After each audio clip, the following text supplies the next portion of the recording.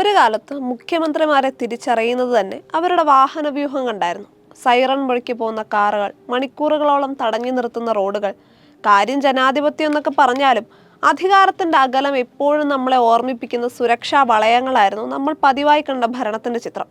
പക്ഷെ കഴിഞ്ഞ കുറച്ച് ദിവസങ്ങളായി പതിവ് ശൈലികൾക്ക് എന്തൊക്കെയോ ചില മാറ്റങ്ങൾ. കേരളത്തിൽ മാത്രമല്ല, തൊട്ടടുത്ത തമിഴ്നാട്ടിലും. അടുത്തടുത്ത 2 സംസ്ഥാനങ്ങൾ, രണ്ടിടത്തും ഭരണമാറ്റം, പുതിയ മുഖ്യമന്ത്രിമാർ. ഈ 2 മുഖ്യമന്ത്രിമാരുടെയും പുതിയ ശൈലി ജനശ്രദ്ധ ആകർഷിക്കുന്നു എന്ന് തന്നെ വേണം പറയാൻ.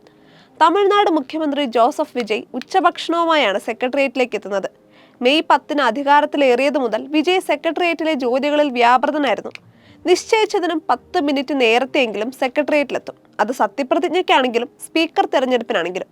VIP സംസ്കാരത്തിന്റെ പ്രതീകമായ കസേരകളിൽ പരമ്പരാഗതമായി വിരിച്ചു വരാറുള്ള വെളുത്ത തൂവാല സംസ്കാരവും അവസാനിപ്പിക്കാൻ വിജയ്ക്കായി.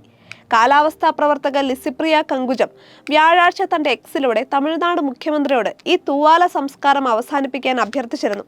പിന്നാലെ ഔദ്യോഗിക അറിയിപ്പുകളോ പബ്ലിസിറ്റിയോ ഒന്നുമില്ലാതെയായിരുന്നു വിജയുടെ നീക്കം. ഇന്ത്യൻ സർക്കാർ ഓഫീസുകളിൽ കസേരകൾക്ക് മുകളിൽ വെളുത്ത ടവൽ വിരിക്കുന്ന ശീലം ബ്രിട്ടീഷ് ഭരണകാലത്ത് ആരംഭിച്ചതാണ്. 19-ാം നൂറ്റാണ്ടിൽ ബ്രിട്ടീഷ് ഉദ്യോഗസ്ഥർ തലയിൽ ഉപയോഗിച്ചിരുന്ന മക്കാസർ ഓയിൽ കസേരകളിലെ ഉന്നത നിലവാരമുള്ള തേക്ക് മരപ്പണികളിലും ലെതർ മെറ്റീരിയലുകളിലും പറ്റിപ്പിടിച്ച് കറയാകാതിരിക്കാൻ വേണ്ടിയാണ് ഈ ടവലുകൾ ഉപയോഗിച്ചു തുടങ്ങിയത്. പിന്നീട് ഈ ശീലം ഒരു സുരക്ഷാ ക്രമീകരണത്തിൽ നിന്നും ബ്യൂറോക്രസിയിലെ അധികാര ശ്രേണിയുടെ പ്രതീകമായി മാറുകയായിരുന്നു. അതിനാണ് വിജയ് ഇപ്പോൾ മാറ്റം വരുത്തിയിരിക്കുന്നത്. ഒരു സാധാരണ സർക്കാർ ഉദ്യോഗസ്ഥനെ പോലെ സ്ഥിരമായി ഉച്ചഭക്ഷണവുമായി എത്തി അത് അവിടുത്തെ മുറിയിൽ വെച്ച് തന്നെ കഴിക്കുന്ന, സാധാരണ ജനങ്ങളുടെ ശബ്ദം കേൾക്കാൻ തയ്യാറാകുന്ന, സെക്രട്ടേറിയറ്റിൽ എത്തുന്നതിന് സമയനിഷ്ഠ പാലിക്കുന്ന, എന്തിനു സത്യപ്രതിജ്ഞാ ചടങ്ങിൽ ഒരു മേശ എടുത്തു മാറ്റുന്ന ഒരു മുഖ്യമന്ത്രിയെ സിനിമകളിലല്ലാതെ നേരിട്ട് കാണുന്നതിന്റെ ത്രില്ലിലാണ് തമിഴ്നാട്ടുകാർ. ഇനി കേരളത്തിലേക്ക് വന്നാൽ നിയുക്ത മുഖ്യമന്ത്രി VD സതീശന്റെ ചില പുതിയ തീരുമാനങ്ങൾ ജനശ്രദ്ധ ആകർഷിക്കുന്നുണ്ട്. തന്റെ യാത്രകൾക്ക് വാഹനവ്യൂഹം ആവശ്യമില്ലെന്നും മുഖ്യമന്ത്രിയുടെ യാത്ര ചൊല്ലി ജനങ്ങൾക്ക് യാതൊരു വിധത്തിലുള്ള ബുദ്ധിമുട്ടും ഉണ്ടാകരുതെന്നും പുതിയ ഔദ്യോഗിക വാഹനം ഒഴിവാക്കുകയാണെന്നും ക്ലിഫ് ഹൗസും മന്ത്രിമാരുടെ വസതിയും വൻ തുക ചെലവിട്ട് മോടി പിടിപ്പിക്കേണ്ട എന്നുമൊക്കെയുള്ള VD സതീശന്റെ നിർദ്ദേശം പ്രതീക്ഷ നൽകുന്നതാണ്. കഴിഞ്ഞ 10 വർഷക്കാലം ഏറെ ചർച്ചയായ ഒന്നാണ് മുഖ്യമന്ത്രിയുടെ ഔദ്യോഗിക വസതിയായ ക്ലിഫ് ഹൗസ്.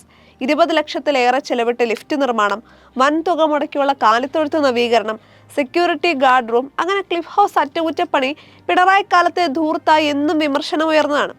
എന്നാൽ നിലവിൽ അത്തരം ആഡംബരങ്ങൾ കാണിക്കാനുള്ള ശേഷി കേരളത്തിന്റെ ഖജനാവിനില്ലെന്നും ഭരണകൂടം മാതൃകാപരമായ നിലപാടുകൾ സ്വീകരിക്കേണ്ട സമയമാണിതെന്നുമാണ് സതീശന്റെ പക്ഷം. ചുരുക്കി പറഞ്ഞാൽ ഇതുവരെ അനുഭവിച്ച് പരിചയമില്ലാത്ത ചില മുഖ്യമന്ത്രി ശൈലികളാണ് ഇപ്പോൾ കേരളവും തമിഴ്നാടും അനുഭവിച്ചുകൊണ്ടിരിക്കുന്നത്. നാളുകളായി നമ്മൾ കണ്ടു പരിചയിച്ച രാഷ്ട്രീയ ശൈലിയിൽ നിന്നുള്ളൊരു മാറ്റം.